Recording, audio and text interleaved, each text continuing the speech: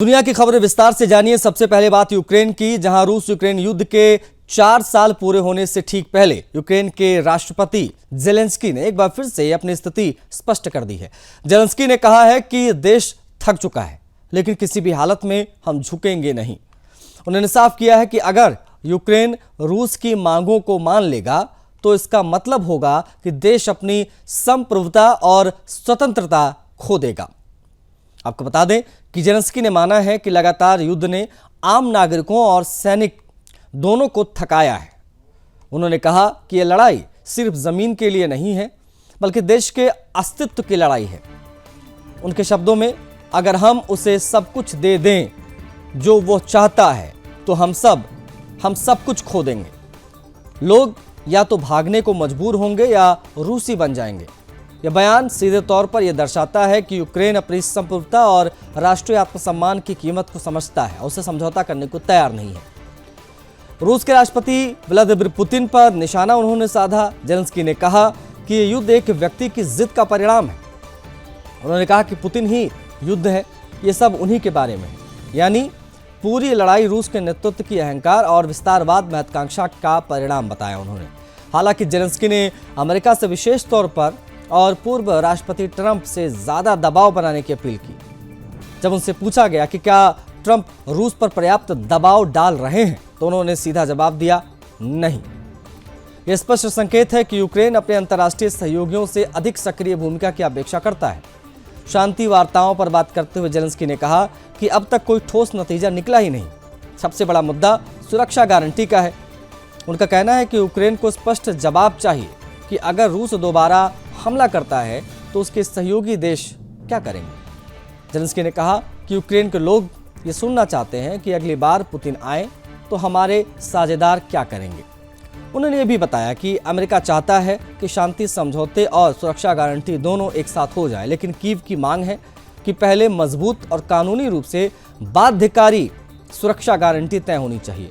Ukraine चाहता है कि अमेरिकी कांग्रेस से मंजूरी लेकर स्पष्ट आश्वासन दिए जाएं।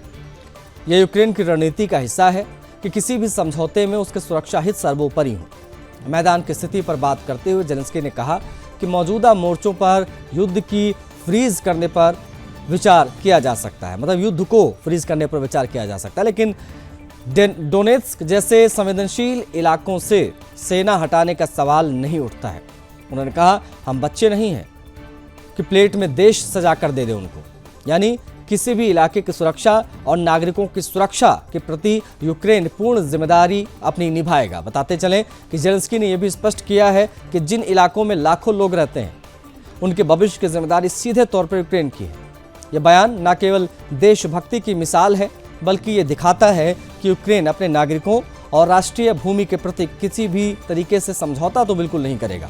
हालांकि युद्ध ने देश को थकाया जरूर है, ये बात खुद स्वीकार कर चुके हैं वहां के राष्ट्रपति। यूक्रेन अपनी संप्रभुता, नागरिकों की सुरक्षा और राष्ट्रीय सम्मान पर किसी भी तरह का समझौता नहीं करेगा। जेलेंस्की का ये साफ संदेश है कि रूस चाहे जो भी करे, यूक्रेन झुकेगा नहीं और अपनी मिट्टी और पहचान की रक्षा यूं ही करता रहेगा। रूस की जिद, यूक्रेन नहीं झुकेगा, ये बात तो स्पष्ट हो गई है, लेकिन ये जरूर जेलेंस्की ने कहा है कि अब थक चुके हैं। अमेरिका पर दबाव बढ़ाने की भी उन्होंने अपील की है कि वो रूस के ऊपर दबाव और बढ़ाए। अभी वो उस प्रकार से प्रयास नहीं कर रहे हैं जिस प्रकार से यूएस को प्रयास करना चाहिए।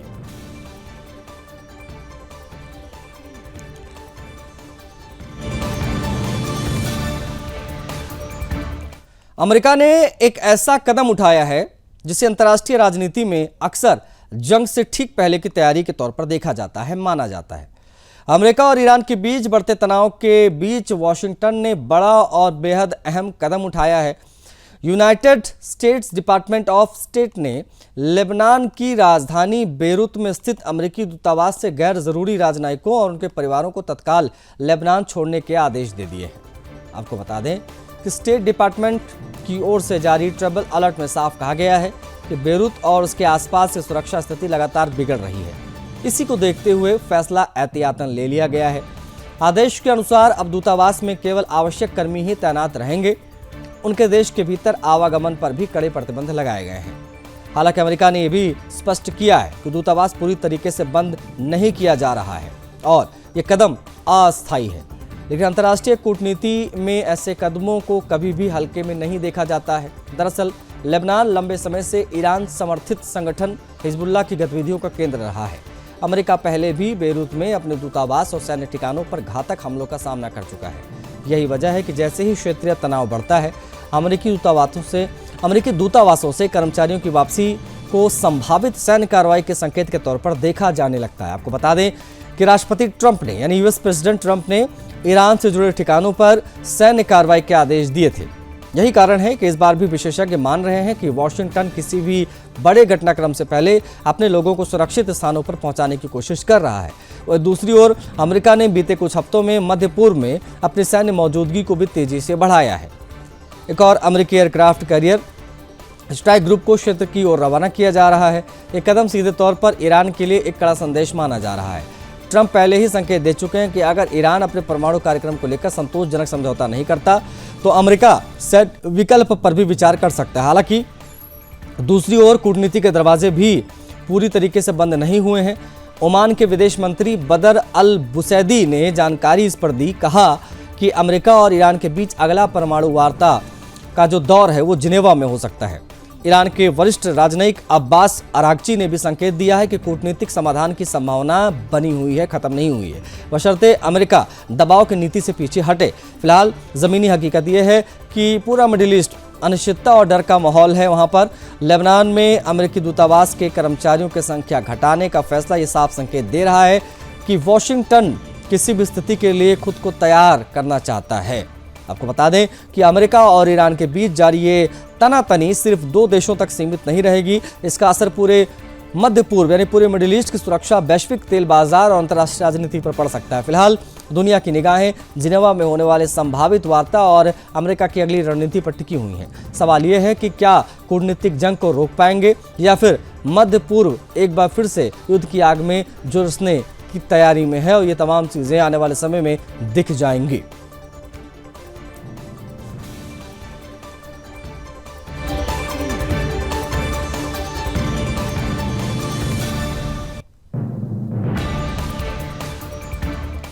बढ़ेंगे आगे, बात अगली खबर की होगी। खबर कैरेबियाई सागर से आई है। अमेरिकी सेना ने सोमवार को एक ड्रग तस्करी वाली नाव पर हमला किया जिसमें 3 लोगों की जान चली गई, मौत हुई। अमेरिकी दक्षिणी कमान का कहना है कि ये कार्रवाई मादक पदार्थों की तस्करी के खिलाफ चलाए जा रहे अभियान का हिस्सा है। जानकारी के अनुसार ट्रंप प्रशासन ने सितंबर की शुरुआत से छोटे जहाज़ों को निशाना बनाना शुरू किया था और तब से अब तक ऐसी कार्रवाइयों से कम 151 लोगों की मौत हो चुकी है। अमेरिकी सेना का कहना है कि खुफिया जानकारी के आधार पर पुष्टि हुई थी कि यह नाव कैरेबियाई क्षेत्र में ड्रग्स की तस्करी के रास्ते पर थी। बताते चले, सेना ने सोशल मीडिया पर एक वीडियो भी जारी किया है जिसमें छोटे इंजन वाली नाव को नष्ट होते दिखाया गया है। हालांकि यह स्पष्ट नहीं किया गया है कि नाव में वास्तविक तौर पर मादक पदार्थ थे या नहीं। अमेरिका के राष्ट्रपति ट्रंप ने इस साल की कार्रवाई को सशस्त्र संघर्ष के रूप में बताया, कहा कि कदम अमेरिका में ड्रग की आपूर्ति रोकने के लिए जरूरी है। ट्रंप प्रशासन ऐसे समूहों को नार्को आतंकी कहता है और सैन्य कार्रवाई को उचित ठहराता रहा है। इस अभियान का उद्देश्य ड्रग तस्करी के प्रमुख रास्तों पर नियंत्रण करना है और अमेरिका के बढ़ते फेंटेनिल संकट को रोकना है। हालांकि इन हमलों की अंतर्राष्ट्रीय कानूनी वैधता पर लगातार सवाल उठ रहे हैं। आपको बता दें कि आलोचकों का कहना है कि अंतर्राष्ट्रीय जल क्षेत्र में इस तरह की सैन्य कार्रवाई स्पष्ट रूप से वैध नहीं है। विशेषज्ञों के अनुसार अमेरिका में फेंटेनिल संकट की जड़ें मुख्य रूप से मैक्सिको से आने वाली तस्करी में है और इस ड्रग की रसायनों की आपूर्ति चीन और भारत जैसे देशों से भी होती है। अमेरिकी सेना के हमलों में कई बार यह देखा गया है कि शुरुआती हमलों के बाद बच गए लोगों को दोबारा निशाना बनाया गया है। इस पर डेमोक्रेटिक नेताओं और अंतर्राष्ट्रीय कानूनी विशेषज्ञों ने कड़ी आपत्ति जताई है। उनका कहना है कि समंदर में छोटी नाव पर हमले समस्या का स्थायी समाधान नहीं है और इससे मानवाधिकारों का उल्लंघन हो सकता है। सितंबर से अब तक 40 से अधिक हमलों की पुष्टि हुई है और इनमें कम से कम 151 लोगों की मौत हो चुकी है। प्रशासन इसे सुरक्षा और राष्ट्रहित की जरूरत बता रहा है, जबकि विरोधी दल इसे मानवाधिकार और अंतर्राष्ट्रीय कानून का मुद्दा। कैरेबियाई क्षेत्र में अमेरिकी अभियान अब अंतर्राष्ट्रीय बहस का विषय बन गए हैं और इसका प्रभाव पर वैश्विक समुदाय लगातार निगरानी बनाए हुए है। विशेषज्ञों का कहना है कि अमेरिकी रणनीति अस्थायी रूप से ड्रग तस्करी को रोक सकती है, लेकिन लंबे समय में स्थायी समाधान केवल देशों में कड़ी निगरानी, सीमा नियंत्रण और अंतर्राष्ट्रीय सहयोग से ही संभव है। इस बीच कैरिबियाई सागर में अमेरिकी सैन्य कार्रवाई के अंतर्राष्ट्रीय स्तर पर चिंता और विवाद को भी जन्म देती नजर आई है। अमेरिकी सुप्रीम कोर्ट ने ट्रंप के टैरिफ संबंधी फैसले को रद्द कर दिया है, ये आप जानते हैं। इसके बाद ट्रंप ने स्पष्ट शब्दों में चेतावनी जारी की, कहा कि जो देश इस ट्रेड डील से पीछे हटेंगे उन्हें भारी कीमत चुकानी पड़ेगी। देखिए, ट्रंप ने कहा है कि खेल खेलने वाले देशों को अधिक टैरिफ देना पड़ सकता है। अमेरिकी राष्ट्रपति ने हाल ही में ट्रुथ सोशल पर पोस्ट किया, लिखा कि जो भी देश सुप्रीम कोर्ट के अजीबोगरीब फैसले के साथ खेलना चाहें, खासकर वे देश जिन्होंने वर्षों और दशकों तक अमेरिका को आर्थिक रूप से लूटा है, उन्हें बहुत अधिक टैरिफ और बदतर हालात का सामना करना पड़ेगा। उन्होंने खरीदारों को भी सचेत किया, कहा कि सावधान रहें। ट्रंप ने सुप्रीम कोर्ट के फैसले को घटिया बताया, कहा कि राष्ट्रपति होने के नाते उन्हें टैरिफ की मंजूरी के लिए कांग्रेस के पास लौटने की जरूरत नहीं है। उनके अनुसार ये मंजूरी कई रूपों में पहले ही मिल चुकी है और सुप्रीम कोर्ट का अजीबोगरीब निर्णय भी उनके अधिकार को पुनः पुष्टि इसकी करता है। बता दें कि ट्रंप ने अपने पोस्ट के माध्यम से साफ कर दिया है कि यदि कोई देश ट्रेड डील कैंसिल करता है तो वे 1974 के व्यापार अधिनियम के तहत 15% का नया आयात शुल्क लागू करेंगे। उनका कहना है कि ये कदम अमेरिकी अर्थव्यवस्था की रक्षा और निष्पक्ष व्यापार सुनिश्चित करने के लिए जरूरी है। इसके अलावा ट्रंप प्रशासन ने संकेत दिया है कि ये टैरिफ केवल आरंभिक कदम है। भविष्य में यदि कोई देश अमेरिका के साथ सहयोग में ढील देगा तो अतिरिक्त वित्तीय प्रतिबंध और व्यापक टैरिफ की संभावना उसके ऊपर बढ़ जाएगी। प्रशासन का कहना है कि यह कार्रवाई अमेरिका के घरेलू उद्योगों और उपभोक्ताओं की सुरक्षा के लिए भी अपरिहार्य है। दूसरी ओर यूरोपीय संसद ने इस फैसले पर चिंता व्यक्त की। अमेरिका के इस कदम के संभावित प्रभाव पर चर्चा शुरू कर दी। यूरोपीय देशों का कहना है कि अमेरिकी टैरिफ का असर अंतर्राष्ट्रीय व्यापार और वैश्विक बाजार पर पड़ेगा। विश्लेषकों का कहना है कि यह कदम वैश्विक व्यापार नेटवर्क में अस्थिरता पैदा कर सकता है। इसमें कई छोटे देशों की अर्थव्यवस्था प्रभावित हो सकती है। साथ ही अमेरिकी सीनेट में सोमवार को 22 डेमोक्रेट सदस्यों ने एक नया बिल पेश किया। इस बिल का उद्देश्य ट्रंप सरकार द्वारा वसूले गए टैरिफ का पैसा वापस दिलाना है। बिल के अनुसार सरकार को यह पैसा ब्याज सहित लौटाना होगा और इसके लिए 180 दिनों का समय दिया गया है। बिल पेश करने वाले सांसदों का कहना है कि यह कदम अमेरिकी उपभोक्ताओं, आयातकों के हित में आवश्यक है ताकि उन्हें अनुचित वित्तीय दबाव का सामना न करना पड़े। विशेषज्ञों का कहना है कि ट्रंप के नए टैरिफ और सुप्रीम कोर्ट के फैसले के बीच उत्पन्न विवाद से वैश्विक व्यापार व्यवस्था में अस्थिरता बढ़ सकती है। उनका मानना है कि अगर अमेरिका प्रशासन और यूरोपीय देशों के बीच में समाधान नहीं निकला तो ये विश्व व्यापार संगठन यानी WTO और अन्य अंतर्राष्ट्रीय मंचों पर नई बहस और संघर्ष को जन्म देगा। हालांकि ट्रंप प्रशासन का स्पष्ट रुख है कि अमेरिकी हितों की रक्षा सर्वोपरि है और किसी भी देश द्वारा व्यापारिक समझौते से पीछे हटने पर कड़ा आर्थिक दंड दिया जाएगा। आपको बता दें कि अंतर्राष्ट्रीय बाजार विशेषज्ञों का कहना है कि इस फैसले का असर अमेरिकी डॉलर स्टॉक मार्केट और ऊर्जा व्यापार पर भी पड़ेगा। इस बात को भी तय तौर पर ही देखा जा रहा है।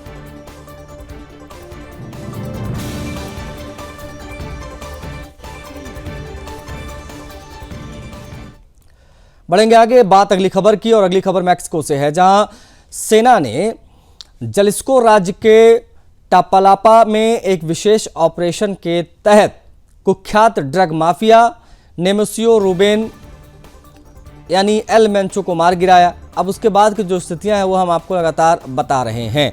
ऑपरेशन के बाद उसे इलाज के लिए लेकर गए थे, लेकिन उसकी मौत हो चुकी थी। उसके बाद में पूरा शहर हिंसा की आग में लगातार जल रहा है। विशेष तौर पर मैक्सिको सरकार की मादक पदार्थ विरोधी मुहिम ने इस हत्या को अब तक की सबसे बड़ी सफलता भी बताया।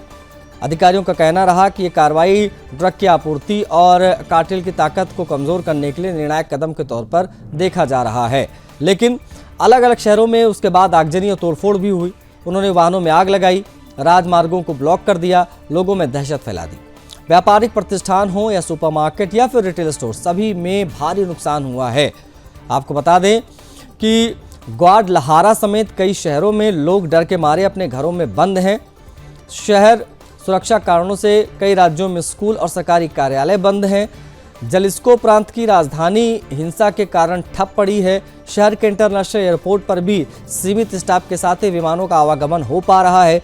जानकारी जो मिली उसके अनुसार टापालपा, जापोपान, प्यूटोवालाटी और ग्वाडलहारा में कार्टेल के साथ हुई झड़पों में कई सुरक्षा बलों के जवान भी मारे गए हैं, कई सैनिक घायल हुए हैं और संदिग्धों को गिरफ्तार किया गया है। मैक्सिको की सेना ने सुरक्षा कड़ी कर दी है और पूरे इलाके में ऑपरेशन जारी है। अधिकारियों का कहना है कि हिंसा और दहशत फैलाने वालों के खिलाफ कड़ा जवाब दिया जाएगा। हालांकि एल मैंचो की मौत से कार्टेल कमजोर तो होगा, लेकिन ये केवल अस्थायी रूप से संभव है क्योंकि संगठन में कई अन्य नेता सक्रिय हैं। इसके लिए मैक्सिको सरकार को निरंतर निगरानी, स्थानीय और अंतर्राष्ट्रीय सहयोग की आवश्यकता है। उन्होंने ये भी बताया कि सरकार का उद्देश्य कार्टेल के आर्थिक और लॉजिस्टिक नेटवर्क को तोड़ना, देश में मादक पदार्थों की तस्करी को रोकना है। आपको बता दें कि जलिस्को राज्य में तनावपूर्ण स्थिति बनी हुई है। सुरक्षा बल सतर्क है। हिंसा के संभावित फैलाव को रोकने के लिए अतिरिक्त कदम उठाए जा रहे हैं। नागरिकों को सतर्क रहने, आवश्यक निर्देशों का पालन करने की सलाह दी गई है। साथ ही मैक्सिको सरकार ने नागरिकों से अपील की है कि वे किसी भी अफवाह या अटकलों पर भरोसा न करें, सुरक्षा बलों के निर्देशों का पालन करें। स्थानीय प्रशासन ने राहत और बचाव के लिए टीमों का गठन भी कर दिया है और प्रभावित जो इलाके हैं इस हिंसा के, मेडिकल सहायता और जरूरी वस्तुएं वहां पहुंचाई जा रही हैं। अधिकारियों ने चेतावनी दी है कि किसी भी हिंसक गतिविधि में शामिल पाए जाने वालों के खिलाफ कड़ा एक्शन भी हम लेंगे।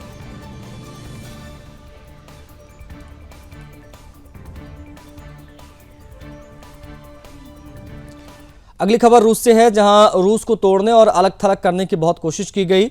उसके ऊपर कई आर्थिक और व्यापारिक प्रतिबंध लगाए गए, लेकिन 24 फरवरी तक के 12 महीनों में क्रूड शिपमेंट में होने वाली कमाई पिछले साल के मुकाबले 18% घटकर 85.5 बिलियन यूरो रह गई। दरअसल यूक्रेन युद्ध के चौथे साल में रूस का शिपमेंट वॉल्यूम अभी भी युद्ध से पहले के आंकड़ों से लगभग 6% अधिक है। फिनलैंड के think tank centre for research on energy and clean air यानी CREA के अनुसार नियमों को लागू करने में कमी की वजह से रूस का एक्सपोर्ट लेवल ऊंचा बना हुआ है।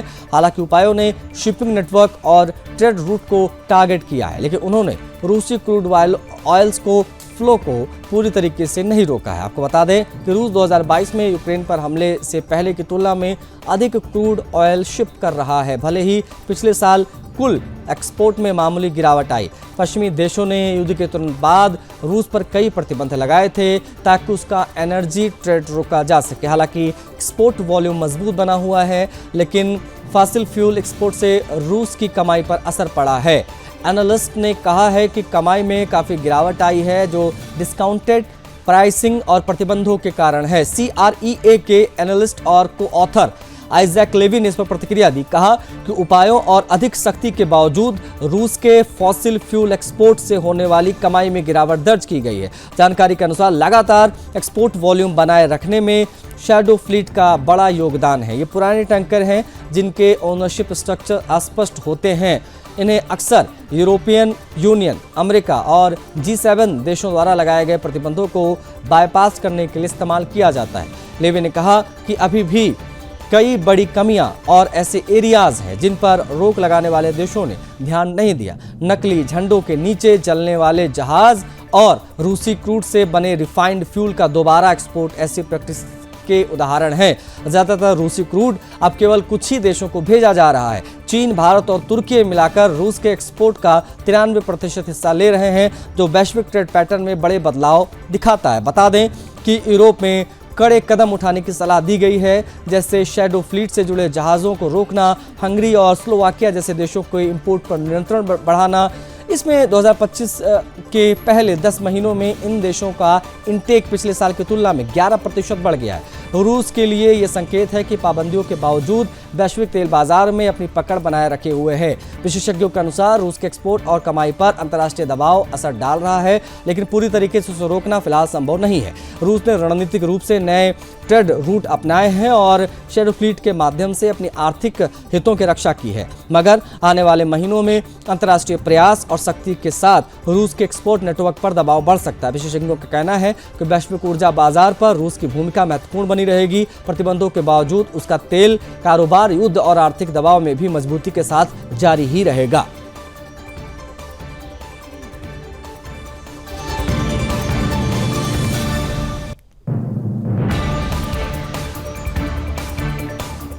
इसी के साथ इस बुलेटिन में इतना ही। मुझे आज्ञा दीजिए। जय हिंद।